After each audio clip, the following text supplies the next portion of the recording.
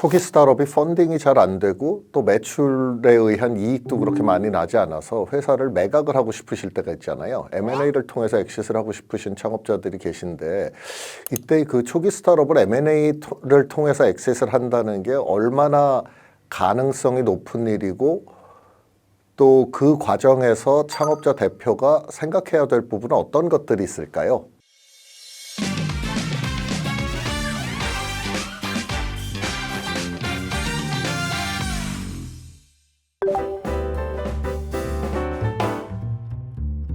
먼저 결론부터 말씀드리면 이게 좀 안 좋은 얘기일 수도 있는데 초기 스타트업이 M&A를 통해서 엑싯하는 경우, 그러니까 여기서 엑싯한다라 하면 그래도 뭐 창업자도 좀 그간의 노력에 대한 금전적 보상을 받고 투자자들의 뭐 원금도 돌려주고 또는 원금의 일부라도 돌려주고 이런 식으로 M&A를 통해서 소위 우리가 좀 돈이 되는 엑싯을 하는 경우는 매우 드물어요. 그거는 이제 미국이 한국보다 M&A가 많지만 아주 초기 스타트업에, 그러니까 뭐 매출도 뭐 없거나 아니면은 나봐야 뭐 한 10억 미만의 매출이 나고 뭐 펀딩 금액이 뭐 한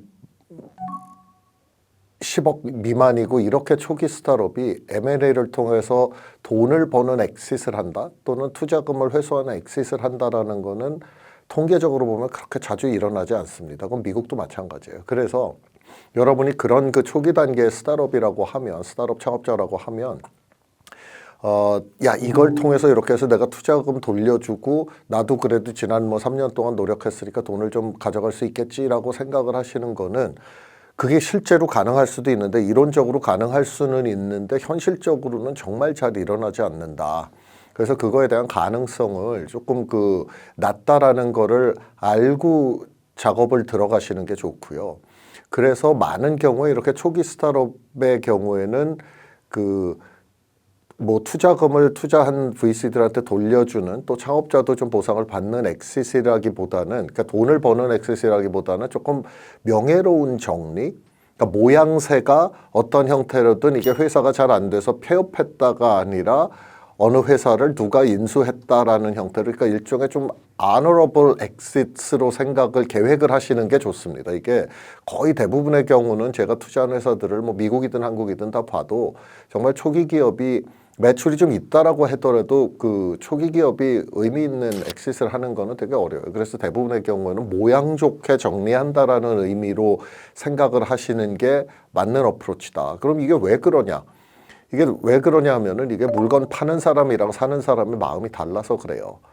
그러니까 여러분이 회사를 매각하려는 여러분은 설사 회사가 아무리 초기고 고객이 굉장히 적다라고 하더라도 이게 이 제품도 정말 좋은 제품이고 고객 베이스도 이렇게 있는데 그래도 우리 매출이 1억이면은 매출의 한 10배, 10억 정도에는 팔 수 있지 않을까 이런 생각을 하죠. 그거는 만든 사람은 자기의 영혼과 노력이 들어가 있기 때문에 다 그렇게 생각을 할 수밖에 없어요. 그렇지 않으면 그걸 그때까지 창업을 해서 인생을 걸고 열심히 했겠습니까? 당연히 그렇게 믿으니까 열심히 한 거죠. 근데 사는 입장에서는 이게 제품이 있다라고 해도 내가 그걸 그대로 갖다가 내 사업에서 쓸 수 있는 제품이 아닌 다음에는 그 제품을 내가 인수를 해도 이걸 결국 계속 개발을 하면서 나가야 된다라고 하면은 이게 비용이 그냥 인수하는 비용뿐만 아니라 그 뒤에도 계속 상당 기간 투자를 해야 되는 일이란 말이에요. 그래서 인수하는 쪽에서의 마음과 파는 쪽의 마음이 되게 다릅니다.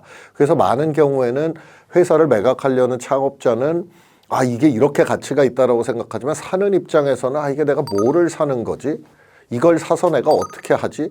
이걸 산 다음에 그걸 계속 정상적으로 운영을 하려면은 내가 얼마나 비용이 드는 거지? 이런 걸 고민을 하게 되거든요. 그래서 많은 경우 바이어와 셀러의 입장이 굉장히 생각이 다르기 때문에 이게 M&A로 성사가 잘 안 되는 경우가 훨씬 많아요. 그래서 미국에서도 초기 기업은 이제 한국은 그런 용어가 좀 보편화되어 있지 않는데 acqui-hire라고 해서 acquisition의 형태를 띈 hiring인 거죠. 그래서 그냥 이 어떤 스타트업이 있을 때 초기 스타트업인데 정말 팀이 훌륭하다 그러면 그 팀 채용한다라는 생각으로 그냥 HR 리크루팅 비용 쓴다라고 생각하고 뭐 작은 돈을 주고 인수를 하는 경우도 있는데 그런 경우에도 사실은 금액이 그렇게 크진 않아요. 그래서 뭐 투자자들이 돈을 돌려받고 그런 건 없습니다. 저도 뭐 미국에서 지난 3년 동안 제가 초기 투자했던 기업들 뭐 이렇게 그런 그 에퀴 하이어를 통해서 엑시트한 경우들이 있는데 그 경우도 결국 100% 다 honorable exit이었어요. 그냥 폐업 말고 명예롭게 해서 서로 다 얼굴 지키고 좋은 스토리로 마감한다. 우리 뭐 최선을 다했지만 잘 안 됐네. 다음을 기약하자라고 이렇게 이렇게 모양 좋게 정리하는 수단으로의 에퀴 하이어가 거의 다였습니다. 그래서 초기 스타트업을 M&A를 통해서 엑시트하고 싶다라고 창업자가 생각할 때는 그 기대치를 그 돈을 다 돌려주고 나도 좀 돈을 버는 그런 엑시트이 아니라 명예롭게 깔끔하게 정리한다, 모양 좋게 정리한다라는 그 각도에서 생각을 하시는 게 현실적으로는 훨씬 더 가능성이 높은 그런 어프로치입니다.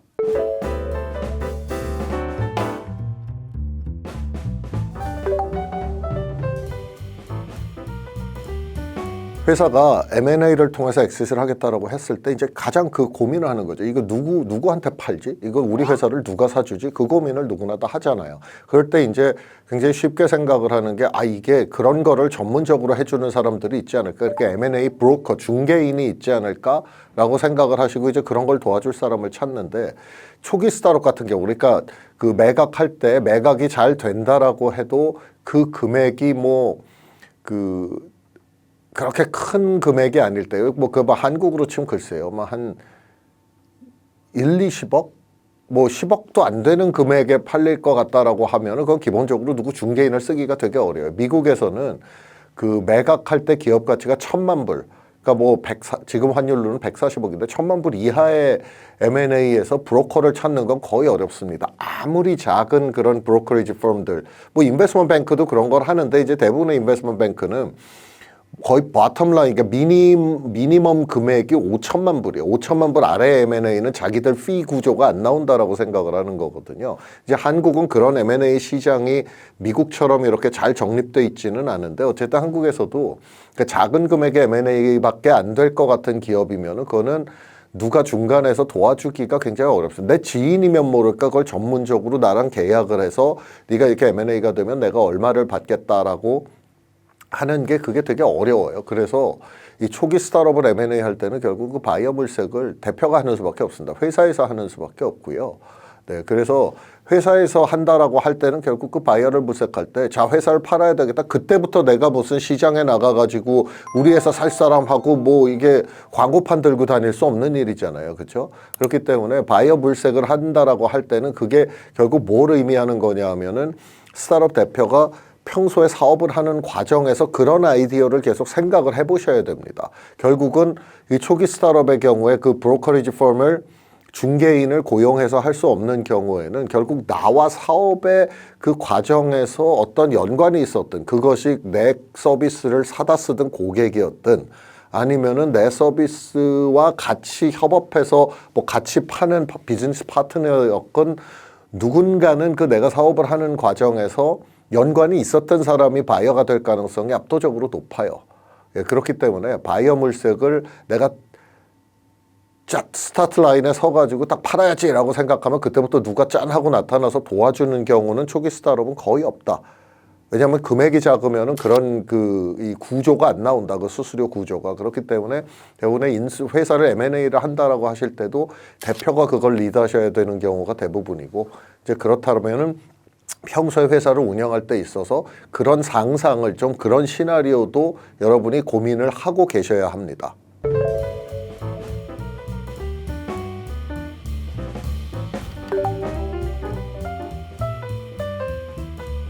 이제 우리가 사업을 하다 보면 이렇게 이건 인수할 수도 있겠는데 라는 얘기가 그걸 그렇게 대놓고 내가 니네 회사 인수하고 싶은데 얼마면 팔래? 라고까지 얘기가 가진 않았더라도 그런 게 행간에서 묻어나오는 대화를 하게 되는 경우가 있죠.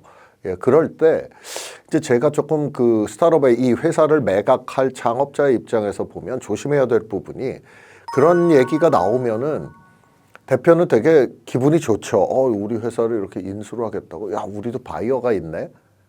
그러면은 이거는 내가 최종 아주 안 될 경우에는 그냥 이렇게 회사 팔면 되겠네. 쟤네 회사가 규모가 꽤 큰 데니까 이 정도에는 팔 수 있겠지. 이렇게 좀 낙관적으로 생각을 하시는 건데 사실 그 M&A라는 게 금액에 대해서 어느 정도 합의하고도 나중에 가다가 상황 바뀌고 그래서 깨지는 경우가 되게 많아요. 그래서 그냥 이렇게 지나가듯 우리 회사 입장에서 보면은 인수할 수도 있고 이렇게 얘기가 나오는 거는 그냥 약간 VC가 스타트업 처음 어디 네트워킹 이벤트에서 만나가지고 괜찮은데요. 저희도 그런 분야 투자합니다. 그냥 이런 거 그냥 아주 원론적으로 내 직업에서는 당연히 VC의 직업이 스타트업에 투자하는 거니까 어떤 스타트업 만났을 때 완전히 노가 아닌 다음에는 저희 그쪽 분야 투자할 수 있어요. 이렇게 얘기하잖아요. 거의 그거랑 비슷하게 이렇게 너무 무게를 두지 않으셔야 돼요. 많은 경우에 저도 이제 제가 창업했을 때 그런 경험이 있지만 바이어가 있는 것 같아도 결국 딜의 구조로 이렇게 쭉 들어가다 보면은 내가 애초에 이렇게 장밋빛으로 그렸던 것만큼 비싼 값에 회사를 인수해주는 딜이 현실적으로 잘 안 나옵니다. 바이어 입장에서야 당연하잖아요. 싸게 사야지. 나도 그 사람도 회사 하는 건데 그 회사가 아무리 대기업이라도 싸게 사고 싶지 그걸 비싸게 자산 사업하는 게 아니지 않습니까? 그래서 결국은 M&A라는 거는 실제 가격, 계약 조건, 그다음에 고용은 어떻게 할 거냐라는 문제도 있잖아요. 그죠?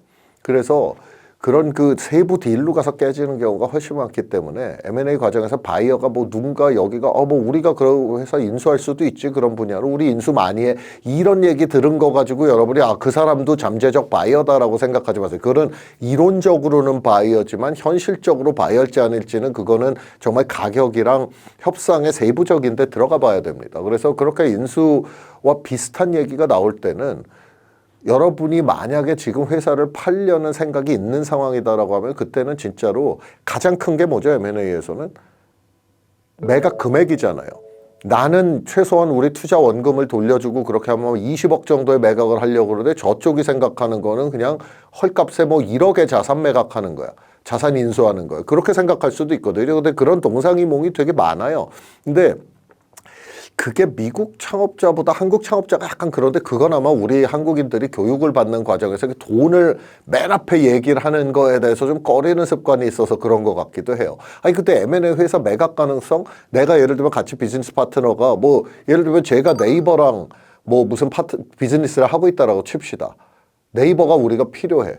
그러면은 이제 네이버에서 근데 우리가 롱텀으로 보면 인수할 수도 있지 않겠어요? 그런 게 네이버에서 우리랑 같이 비즈니스 담당하는 사람이랑 나랑 저녁에 맥주 한잔 하다가 그 얘기가 슬쩍 나왔어요. 그러면 그때 여러분이 우리는 매각에 대해서도 열려 있다. 근데 네이버가 만약에 지금 사신다라고 하면은 이걸 어느 정도 금액을 생각을 하시는 거예요? 라는 거를 얘기하기가 어렵습니다. 그거 저도 알아요. 그 얘기를 하는 게 왜냐하면 창업자 입장에서 내가 회사를 팔 의지가 있다. 가격을 얘기한다라는 순간 뭔가 약점 잡히는 것 같고 시장에 소문날까 봐 겁나잖아요. 근데 초기 스타트업이 이미 M&A를 내가 고려하고 있고 M&A로 엑시트하고 싶다. 다음번 펀딩이 어려운 것 같다라고 생각을 할 때는 그런저런 거를 따지는 게 별로 의미가 없어요. 그래서 진짜로 누군가가 인수 비슷한 얘기가 나오면은 제가 생각할 때는 금액 얘기를 먼저 해보시는 게 중요해요. 우리가 보통 생각하는 게 협상의 그 텍스북에서 교과서적인 어프로치 그거잖아요. 먼저 가격 부르지 마라. 여러분 보고 가격을 부르시라는 게 아니에요. 그쪽이 생각하는 금액이 예를 들면 마음속에 바이어의 잠재적인 바이어가 생각하는 인수 금액이 5억 미만인데 내가 생각하는 인수 금액은 20억 이상이다라고 하면 이거는 기본적으로 좁혀지기가 거의 불가능한 차이잖아요. 그죠? 그쪽은 10억 생각하고 나는 20억 생각한다 그러면 어디 중간쯤에서 만날 수 있지.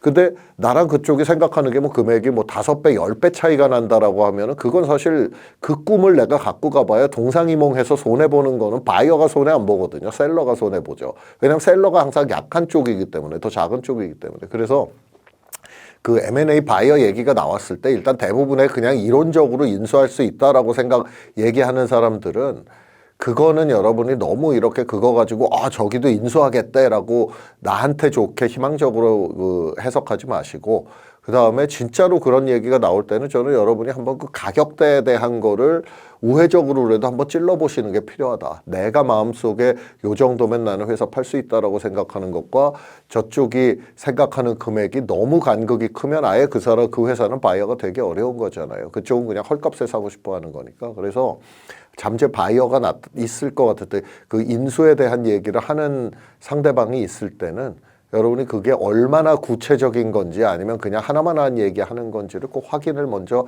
하시는 게 여러분의 시간과 노력을 절약할 수 있습니다.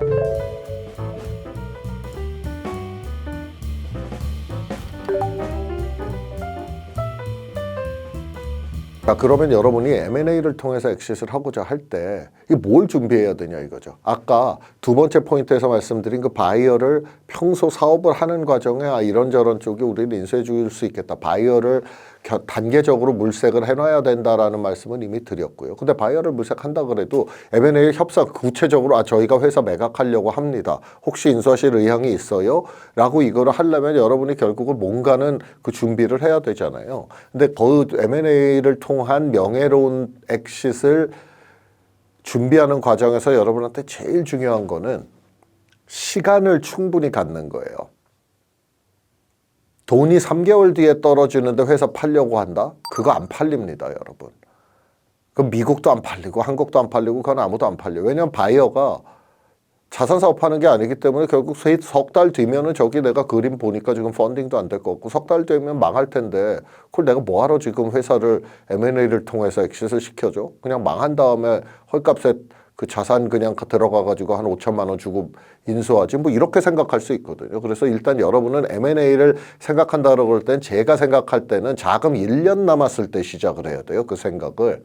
실제로 제가 투자한 포트폴리오들 중에는 요게 이제 미국 포트폴리오의 경우인데 딱 봐서 내년 예를 들면 지금 이 영상 찍는 때가 그 8월 말이니까 이제 9월이라고 칩시다. 지금 9월이다. 그러면 이 회사가 내년 9월에 돈이 떨어진다 그러면은 이사회에서 또는 투자자들끼리 이렇게 얘기해서 근데 우리가 이거를 계속 펀딩 하기도 쉽지 않을 것 같고 지금 시장 상황에서 펀딩 한다라 그래도 시간이 너무 오래 걸리고 좀 기대치가 그렇게 높지 않으니까 돈 떨어지기 1년 남았으니까 지금부터 M&A를 시도를 하자라고 이렇게 합의를 해서 제가 1년 동안 그렇게 준비를 하는 경우도 있거든요. 그래서 스타트업의 M&A는 시간이 절대적으로 중요하다. 여러분이 6개월 남겨놓고 이제 M&A로 엑싯하겠다. 그것도 짧아요. 그것도 쉽지 않습니다. 왜냐하면 돈 떨어지는 게 보이거든요. 근데 1년 정도가 남아있으면은 우리가 M&A 협상에 있어서 펀딩을 해서 계속 가는 것도 옵션으로 생각할 수 있다라는 거를 바이어한테 설득력 있게 얘기할 수가 있잖아요. 이게 바이어도 어차피 펀딩 안 돼서 문 닫을 회사를 비싼 돈 주고 인수하지 않거든요. 그래서 여러분 시간이 굉장히 중요하고 그거는 굉장히 한국에서는 M&A 사례가 특히 초기 스타트업 M&A가 되게 적기 때문에 그 투자자들이 설득은 잘 안 될 것 같긴 한데 미국 같은 경우는 실제로 초기 스타트업 그러니까 누적 펀딩 금액이 뭐 한 500만 불 안 되는 그런 초기 스타트업에서 이제 M&A를 통해서 엑싯을 하자라고 했을 때 투자자들이 한 뭐 50만 불에서 100만 불 정도를 시간을 버는 목적에서 더 투자를 해서 이걸로 시간을 벌고 우리가 좀 그래도 조금 의미 있는 금액에 팔아보자라고 그렇게 리스크를 지는 경우도 있어요. 근데 한국은 그건 현실적으로 어렵기 때문에 VC들이 그렇게 투자하기는 어렵습니다. 그래서 한국 상황에서 보면은 결국 M&A를 할 때는 우리가 한 1년 돈 남았을 때 이걸 회사를 팔면 팔 수 있을까? 그럼 팔면 얼마에 팔아야 될까? 라는 거를 시간을 충분히 여러분이 갖고 고민을 하시는 게 좋습니다. M&A에는 가장 중요한 거는 내가 회사를 매각할 때까지 생존할 수 있는 남아있는 시간이 얼마인가를 여러분이 깊이 항상 생각을 하시고 충분한 시간을 남기고 M&A로 엑싯하시라. 막판에 돈 떨어지기 6개월 미만인 상황에 가서 펀딩 안 되니까 회사 매각한다. 그 경우는 거의 10중 8구 회사 폐업으로 가게 됩니다.